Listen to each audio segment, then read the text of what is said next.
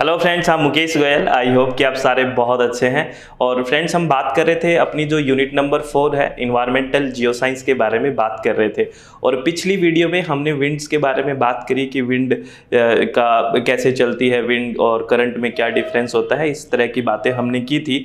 और 3 फोर्सेस की बात करी थी जो कंबाइंड इफेक्ट डालते हैं विंड पे। एक तो प्रेशर ग्रेडियंट फोर्स और एक फ्रिक्शनल फोर्स और कोरियोलिस फोर्स है। प्रेशर ग्रेडियंट के बारे में हमने कुछ बात की थी कि आपको पता है कि हाई प्रेशर से लो प्रेशर विंड बहती है, ठीक है ना, उच्च दाब से निम्न दाब की ओर। और फ्रिक्शनल फोर्स होता है, घर्षण बल होता है, हमने बात की। और कोरियोलिस फोर्स होता है जो अर्थ के रोटेशन की वजह से लगता है। इनकी और अच्छे से कैरेक्टरिस्टिक्स पढ़ने से पहले एक बात हमें बहुत अच्छे से पढ़नी है, दैट इज़ प्रेशर ग्रेडियंट। बहुत अच्छा है, एक जियोग्राफी का पूरा अच्छा कंसेप्ट है। बड़े चित्त को रिलैक्स करके शांति से सारी बातों को सुनना है, अच्छे से ध्यान से। पहले प्रेशर बेल्ट के बारे में हम पढ़ेंगे कि क्या चीज़ होती है। यहाँ से कोई ना कोई एग्जाम बहुत अच्छे से क्वेश्चन पूछता है, स्टेट पीसीएस भी पूछता है, यूपीएससी भी कई बार पूछ लेता है। और आपका इन्वायरमेंटल साइंस का नेट भी वहाँ से क्वेश्चन पूछेगा, बड़ा अच्छा क्वेश्चंस बनते हैं। तो ये हमने आप डायग्राम में अर्थ को देख पा रहे होंगे, ठीक है ना। ये प्रेशर बेल्ट को पढ़ने जा रहे हैं हम। दाब या पेटी जिसको हिंदी में बोलते हैं, ये अर्थ है, ठीक है ना। ये और अर्थ ऐसे बनाते हैं ना हम, अर्थ, इसको ध्यान से देखना। ये आपकी जो यूनिट थी इसमें अर्थ हम कैसे बनाते हैं एक बार ध्यान से देखना, ठीक है। और इसमें सारे प्रेशर बेल्ट वगैरह को आपको अच्छे से देखना है, ठीक है। जैसे ये है, ठीक है, ये अर्थ है, ठीक है ना।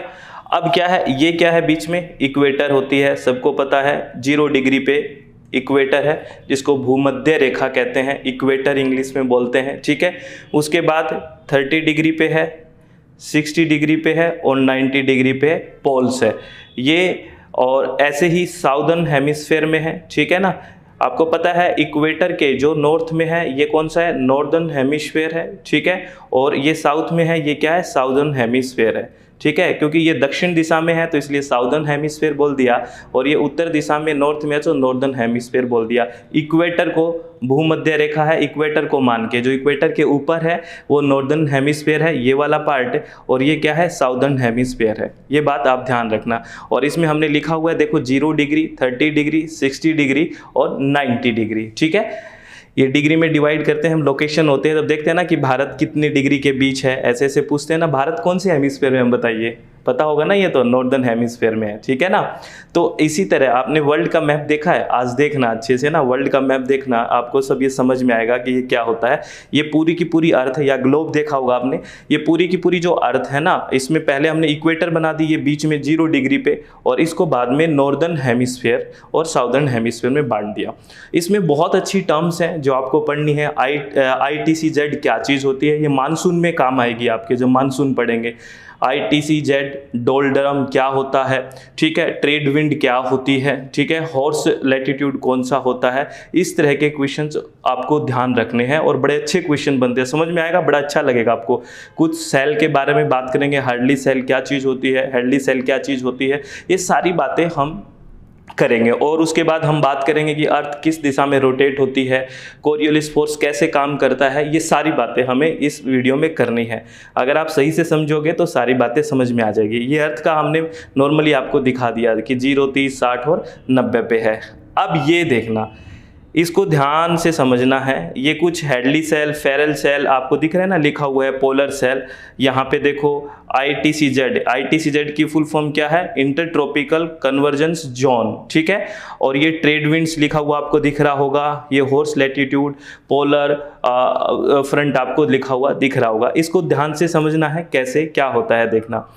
मैंने बात की थी कि जो विंड होती है वो हाई प्रेशर से लो प्रेशर की तरफ बहती है, ये तो हमें पता है।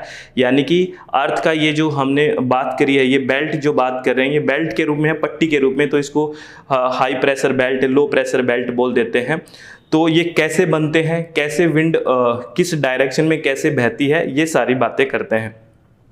अब आपको पता है ये इक्वेटर है, ये क्या है, इक्वेटर है, ये इक्वेटर है, ये क्या है, ये इक्वेटर है। ये हम वैसे 0 डिग्री पे इक्वेटर होता है, 0 डिग्री पे, और इसको 5 डिग्री नॉर्थ और 5 डिग्री साउथ तक लेते हैं क्योंकि ये बहुत काम क्षेत्र होता है, बहुत ही काम होता है, बहुत शांत होता है, और इसको डोल्ड्रम भी बोलते हैं।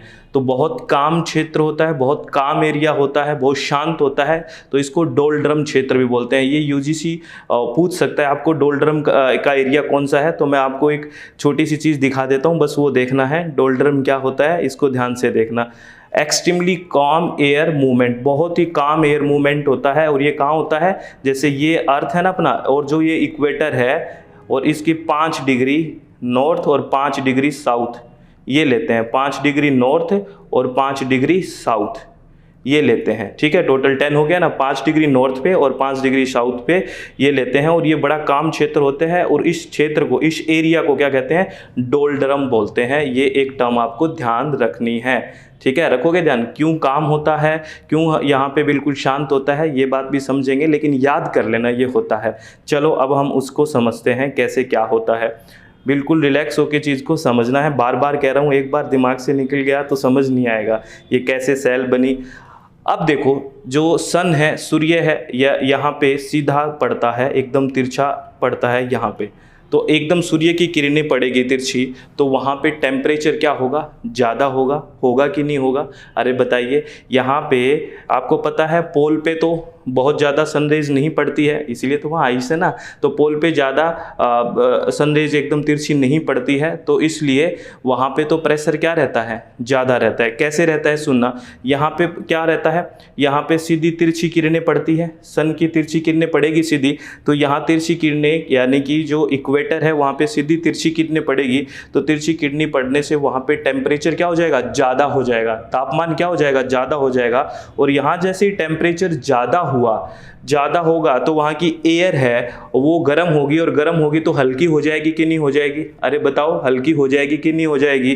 तो हल्की हो जाएगी तो यहाँ से वो उड़ना शुरू करेगी, यहाँ से बाहर निकलना शुरू कर देगी, क्योंकि हल्की हो गई। और जैसे ही वो हल्की होगी और बाहर निकलेगी तो यहाँ पे प्रेशर कैसा हो जाएगा, लो प्रेशर हो जाएगा, निम्न दाब हो जाएगा। बात समझ में आ रही है आपको? ठीक है, इसको ऐसे समझो। चलो मैं अलग से आपको डायग्राम बना के एक दिखा देता हूँ, यहाँ पे देखना, ठीक है। ये है और ये इक्वेटर है, ठीक है। यहाँ पे सूर्य की किरणें पड़ी, तिरछी पड़ गई, तो यहाँ पे क्या होगा, जो यहाँ पे इक्वेटर पे जो एयर था वो क्या होगी, गर्म होने से हल्की हो जाएगी, और हल्की होने के बाद ये उड़ेगी। अरे उड़ेगी क्या, ये निकल रही है यहाँ से, तो यहाँ पे एयर निकल गई, खाली जगह बन गई, तो ये प्रेशर कौन सा हो गया, कौन सी बेल्ट बन गई, लो प्रेशर बेल्ट बन गया। अरे बन गया कि नहीं बन गया, लो प्रेशर बेल्ट बन गया। और ये एक हाइट तक जाएगी, हाइट तक जाने के बाद आपको पता है जैसे कोई भी एयर है एक हाइट तक जाती है, हाइट पे जाने के बाद वो जैसे जैसे अपना टेम्परेचर लूज करती है और जैसे जैसे वो ठंडी होएगी तो वापस नीचे आएगी, तो वो एक हाइट तक जाके यहाँ मान लो यहाँ तक आई, वो एक हाइट तक यहाँ तक आई वो नॉर्थ और साउथ हेमिस्फीयर में, तो फिर वापस नीचे आएगी। वो आएगी कि नहीं आएगी, जैसे ही वो ठंडी होएगी, भारी होएगी तो नीचे आएगी। तो यहाँ पे एयर की डेंसिटी बढ़ी कि नहीं बढ़ी, क्योंकि ये पहले भी एयर थी यहाँ पे और वापस ये एयर हल्की होके यहाँ भी चली गई है, तो यहाँ पे एयर की डेंसिटी ज़्यादा हो गई, तो यहाँ कौन सा जोन बन गया, हाई प्रेशर का जोन बन गया, उच्च दाब का जोन बन गया। ऐसे बनते हैं हाई प्रेशर और लो प्रेशर।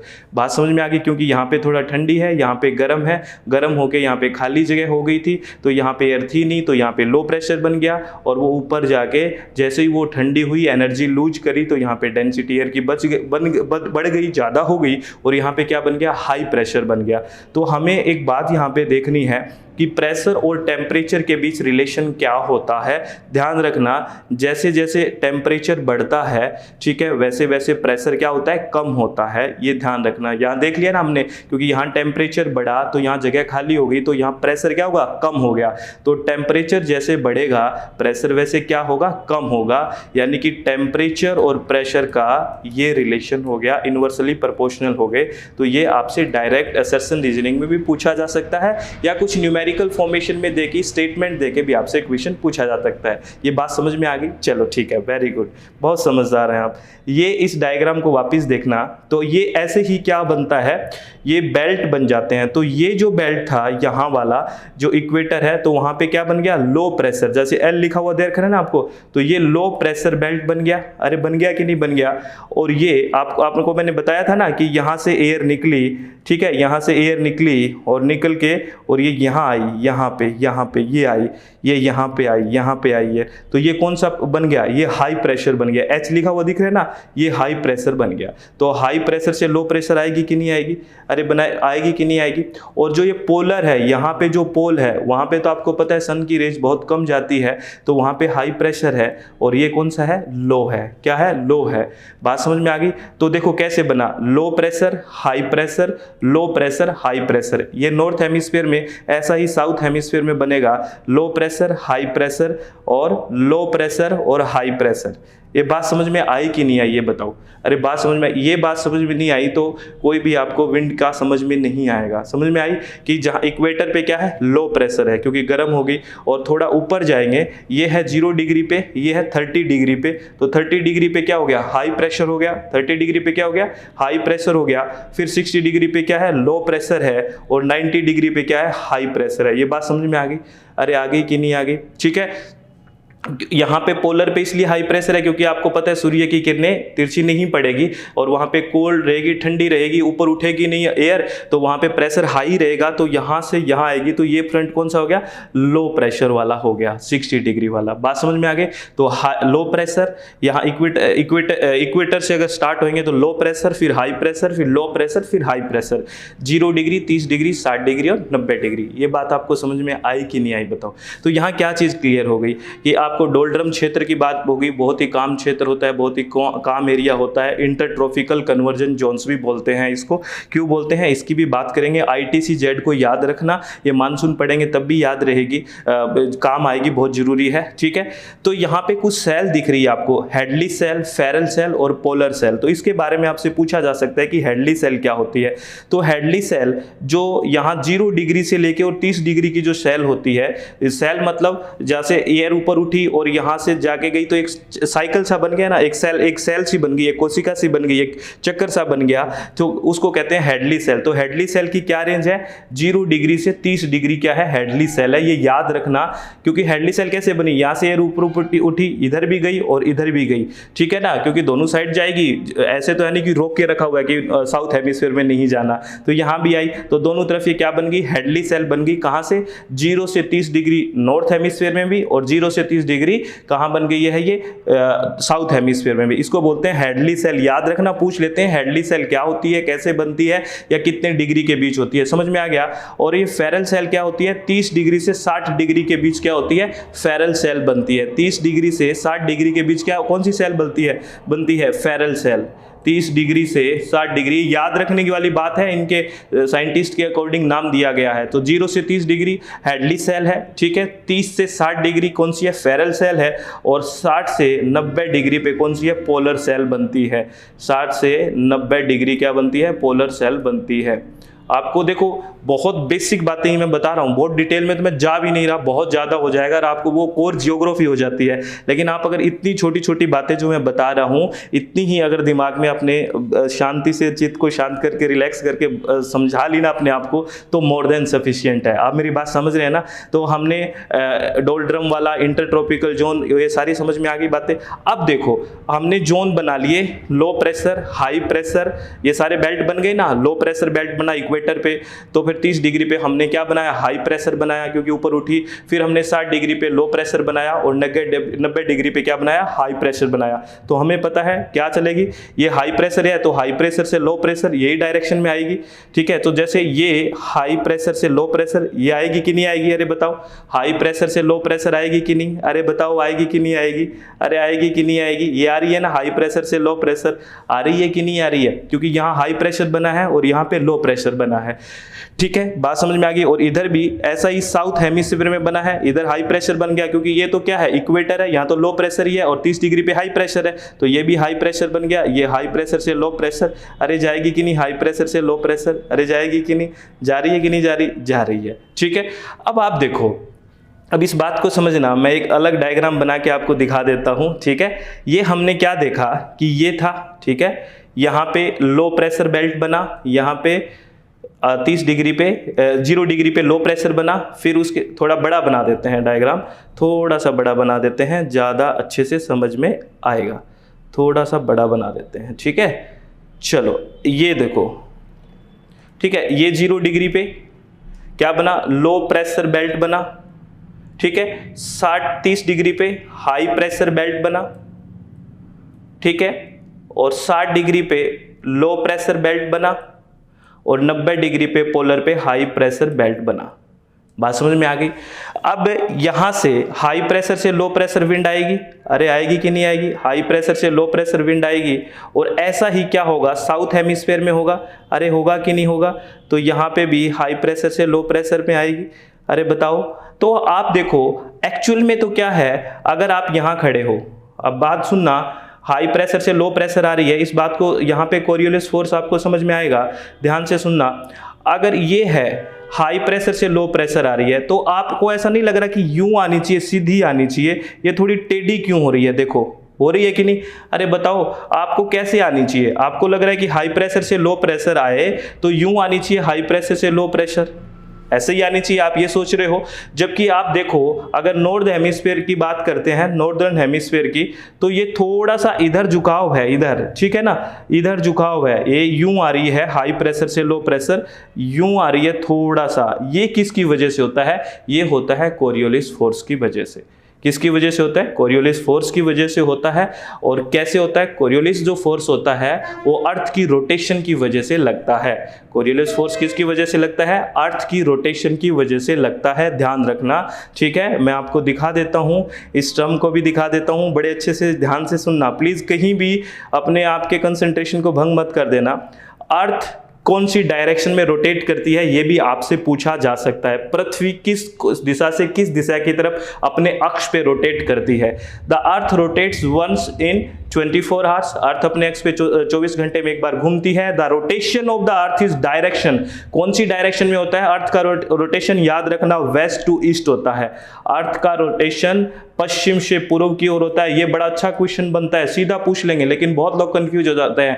अर्थ का रोटेशन कौन से कौन सी दिशा में होता है, वेस्ट टू ईस्ट होता है। कैसे होता है, वेस्ट टू ईस्ट होता है। अब देखो, मैंने आपको एक बात बताई थी कि वैसे हमें वो जो विंड आ रही है वो डायरेक्ट आनी चाहिए, सीधी आनी चाहिए, ऐसे आनी चाहिए, लेकिन थोड़ा सा वो मुड़ रही है। वो किसकी वजह से मुड़ रही है, वो कोरियोलिस इफेक्ट या कोरियोलिस फोर्स की वजह से मुड़ रही है। और कोरियोलिस फोर्स किस वजह से आता है, कोरियोलिस फोर्स आता है because of rotation of earth, अपने एक्सिस पे जो रोटेट होती है। तो अब ध्यान से सुनना, क्या है, ड्यू टू कोरियोलिस इफेक्ट और Coriolis force, wind in the northern hemisphere, ये याद रखने वाली बात है, प्लीज ध्यान रखना, जो विंड है वो नॉर्दर्न हेमिस्फीयर में है, get deflected to the right of their path, वो अपने पाथ से राइट में डिफ्लेक्ट हो जाती है जो नॉर्दर्न हेमिस्फीयर में है। जो उत्तरी वाले हेमिस्फीयर में है वो अपनी डायरेक्शन से किस दिशा में मुड़ जाती है, वो मुड़ जाती है राइट दिशा में। और जो साउदर्न हेमिस्फीयर वाली होती है वो लेफ्ट दिशा में मुड़ जाती है अपनी,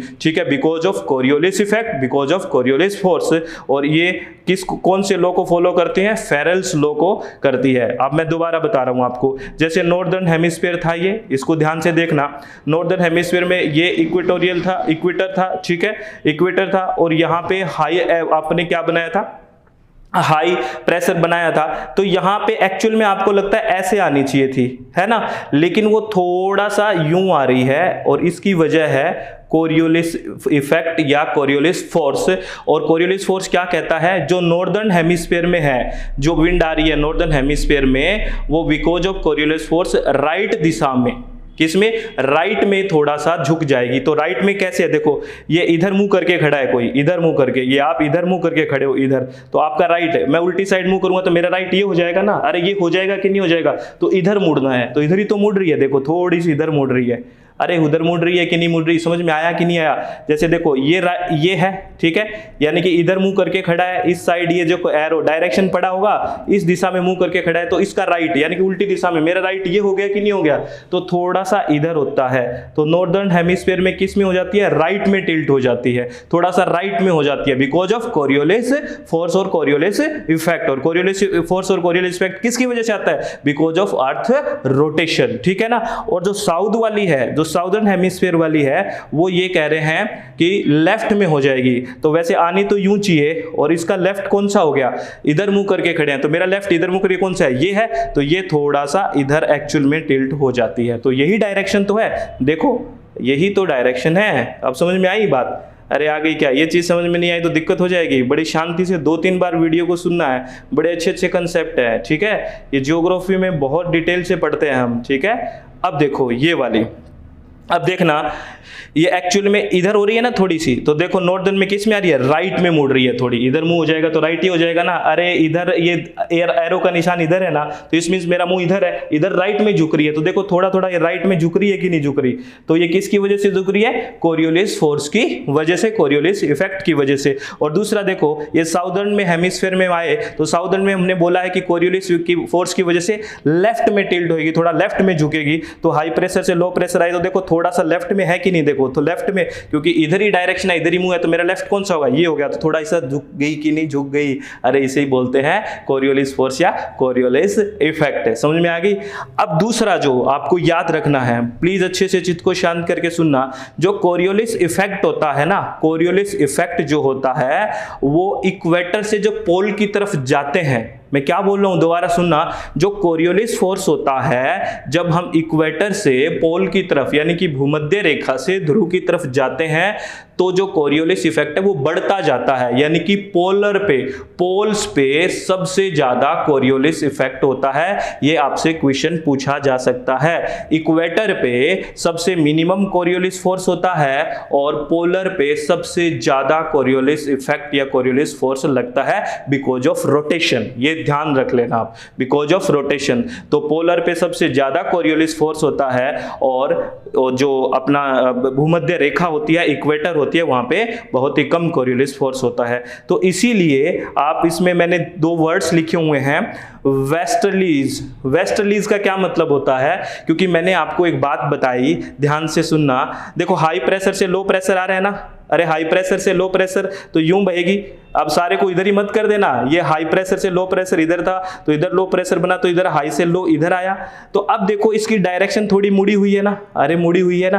तो हमने देखा था कि नॉर्दर्न हेमिस्फीयर में तो राइट में मुड़ता है और जो साउदर्न हेमिस्फीयर है उसमें लेफ्ट में मुड़ता है। तो इधर मुंह हो गया, इधर मुंह हो गया, इसका भी उल्टा मुंह हो गया, तो लेफ्ट किधर हो गया, इस साइड ही हो गया, थोड़ा इधर ही हो गया ना, तो लेफ्ट में ही मुड़ रहा है ना। अरे समझ में आ रहा है कि नहीं आ रहा। और इसको वेस्टर्लीज बोला। वेस्टर्लीज क्यों बोला, क्योंकि आपको मैंने अभी बताया कि इक्वेटर से जब पोल की तरफ जाते हैं फ्रेंड्स, तो कोरियोलिस इफेक्ट बढ़ता है और इतना बढ़ जाता है कि उसको इतना वेस्ट एक दिशा में मोड़ देता है, पश्चिमी दिशा, ये पश्चिमी दिशा में मोड़ देता है, वेस्टर्न में मोड़ देता है। तो इसको क्या बोल दिया, वेस्टर्लीज भी बोल देते हैं। क्या बोलते हैं, वेस्टर्लीज भी बोल देते हैं। और पोलर वाली को ईस्टर्लीज भी बोल देते हैं। बस थोड़ा सा ऐसी बेसिक बातें हैं, ज्यादा दिक्कत नहीं करनी है, ठीक है ना। वेस्टर्लीज और ईस्टर्लीज के इतना आपको चक्कर में नहीं पड़ना है। बस आप ये कंसेप्ट याद रख लेना कि इक्वेटर से पोल की तरफ जो जाते हैं, इक्वेटर से जब पोल की तरफ जाते हैं तो कोरियोलिस इफेक्ट बढ़ता जाता है, ठीक है। अब ध्यान से देखना, यहां पे ट्रेड विंड लिखा हुआ है। क्या लिखा हुआ है, ट्रेड विंड लिखा हुआ है। वो इसलिए लिखा हुआ है ट्रेड विंड क्योंकि ये ट्रेड में हेल्प करते थे। जो यूरोपियन ट्रेड होता था तो ये विंड हेल्प करती थी ट्रेड में ले जाने में, जहाजें वगैरह विंड की वजह से, तो इनको बोलते हैं ट्रेड विंड, ठीक है। क्या बोलते हैं, ट्रेड विंड बोलते हैं। और इसमें देखो इंटर ट्रॉपिकल कन्वर्जेंस जोन बोलते हैं। तो कन्वर्जेंस क्यों बोलते हैं, क्योंकि यहाँ पे ये और यहाँ पे ये विंड आके ऐसे मिलती है और ऊपर उठती है, तो मिलने को क्या बोलते हैं, कन्वर्जेंस बोलते हैं। और दूसरे ट्रॉपिकल से आ रही है इसलिए इंटर ट्रॉपिकल बोला, इंटर ट्रॉपिकल कन्वर्जेंस जोन। बात समझ में आ गई, ITCZ, क्योंकि ये दूसरे सब ट्रॉपिकल से है, ये भी है, ठीक है। तो इसीलिए दूसरे जोन से आ रही है, तो इंटर ट्रॉपिकल और कन्वर्जन जोन क्यों बोला, क्योंकि यहाँ पे आके मिल रही है ये, तो इंटर ट्रॉपिकल कन्वर्जन जोन बोल दिया। ये बात समझ में आ गई। और हॉर्स लैटिट्यूड किसको बोलते हैं, सीधा पूछ लेते हैं बड़े अच्छे अच्छे एग्जाम में, तो 30 डिग्री पे होता है, उसको हॉर्स लैटिट्यूड बोलते हैं। क्योंकि ट्रेड के दौरान वाटर को बचाने के लिए, पानी की कंजर्व करने के लिए, वाटर कंजर्व के लिए कुछ हॉर्स को पानी में फेंक देते थे। ये ट्रेड में हिस्ट्री में पढ़ते हैं, तो इसीलिए हॉर्स के पानी में फेंकने की वजह से इनका नाम हॉर्स लैटिट्यूड रख दिया गया है। इस रीजन में आके वो फेंक देते थे, तो इसलिए इसको बोलता है हॉर्स लैटिट्यूड। ठीक है, ये बातें आपको समझ में आई कि नहीं आई? प्लीज़ अगर नहीं आई है ना तो दिक्कत हो जाएगी। है ये सेल वगैरह, ये कहाँ पे क्या बनता है, कैसे बेल्ट बनते हैं, अगर इतना आपने समझ लिए है ये आपके लिए मोर देन सफिशिएंट है। लेकिन इतना आपको सारी बातें समझ में आनी चाहिए। डोल्ड्रम क्या होता है, अर्थ कौन सी डायरेक्शन में रोटेट करती है, कोरियोलिस इफेक्ट और कोरियोलिस फोर्स क्या होता है, ये सारी बातें समझ में आ गई। और मैंने यहाँ पे नोट डाल के लिए लिख दिया है, Coriolis effect minimum at equator और मैक्सिमम एट पोल, यानी कि भूमध्य रेखा पे सबसे कम होता है और पोल पे मैक्सिमम होता है। ये सीधा आपसे क्वेश्चन पूछा जा सकता है। आई होप कि ये सारी चीज़ें हैं, बड़ा इंटरेस्ट आया होगा, मज़ा आया होगा आपको कि कैसे कैसे बनते हैं, कैसे एयर ऊपर उठती है, कैसे हाई प्रेशर बनता है, कैसे लो प्रेशर बनते हैं, कैसे हाई प्रेशर बेल्ट बनता है, कैसे डायरेक्शन में स्टिल्ट हो जाती है थोड़ी, कैसे जो नॉर्थ हेमिस्फीयर है उसमें राइट में मूव हो जाती है थोड़ी सी, और साउदर्न हेमिस्फीयर में उसमें लेफ्ट में हो जाती है। ये सारी बातें आपको समझ में आई होगी। कोरियोलिस इफेक्ट वगैरह आ गई है ना? बिल्कुल चित्त को शांत रखें, रिलैक्स करें, 2 या 3 बार इस वीडियो को सुन ले, बड़ी अच्छी है, क्योंकि मानसून में भी आपको बहुत काम आएगा। ITCZ वगैरह क्या होता है, ये डोल्ड्रम वगैरह आपको काम आएंगे। ठीक है ना? तो अच्छे से ध्यान रखना, चित्त को शांत रखना, रिलैक्स होकर अच्छे से सुनना, सब बहुत बढ़िया है। और किसी भी तरह के जीवन में कोई टेंशन मत लेना, आपसे रिक्वेस्ट है रिवीजन पे फोकस रखो फ्रेंड्स, प्लीज। ठीक है, all the very best, thank you, thanks a lot friends.